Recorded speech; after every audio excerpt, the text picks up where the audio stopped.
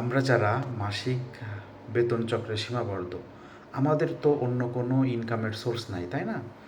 তো আমরা বেতন পেলে কি করি? সাথে সাথে পরিবারের জন্য খরচ করা শুরু করে দিই, নিজের জন্য খরচ করি।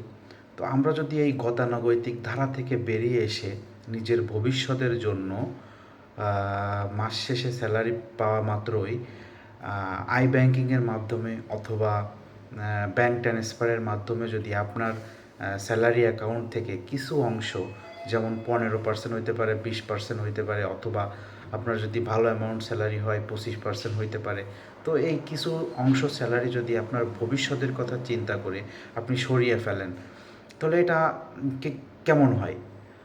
খুবই ভালো হয়, কেউ বলতে পারবে না খারাপ হবে। তো এই এই অর্থটা আমাদের জন্য কাজ করবে কখন? ভবিষ্যতের জন্য। এখন হয়তো বা আপনি একটু সামান্য সময়ের জন্য, ক্ষণিকের জন্য একটু আর্থিক সংকটের ভিতর দিয়ে যাইতে পারেন, কিন্তু এটা আপনার ভবিষ্যৎকে নিশ্চয়তা দিবে, আপনার বিপদের সঙ্গী হবে।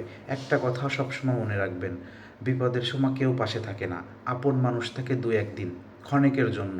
কিন্তু আপনার আর্থিক স্টেবিলিটির জন্য প্রয়োজন আপনার সঞ্চয়, আপনার ভবিষ্যৎ সুরক্ষার জন্য প্রয়োজন আপনার সঞ্চয়। তাই এখন আপনি ইনকাম করতেছেন, মাস শেষে আপনি কিছু অংশ স্যালারি পাচ্ছেন, কিছুটা স্যালারি পাচ্ছেন, এর থেকে কিছু অংশ আপনার ভবিষ্যতের জন্য, ভবিষ্যতের কথা চিন্তা করে সরিয়ে রাখা উচিত।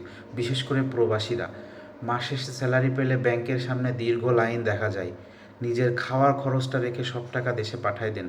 এখনও সময় আছে, আপনি ইনকাম করতে পারতেছেন, শরীর সুস্থ আছে, তাই আপনি দেশে টাকা পাঠাচ্ছেন। যখন আপনি অসুস্থ থাকবেন তখন আপনাকে কে দেখবে? তাই ভবিষ্যতের জন্য চিন্তা করেন, ভবিষ্যতের জন্য অর্থ সংরক্ষণ করুন, সেভিং করুন। ধন্যবাদ সবাইকে।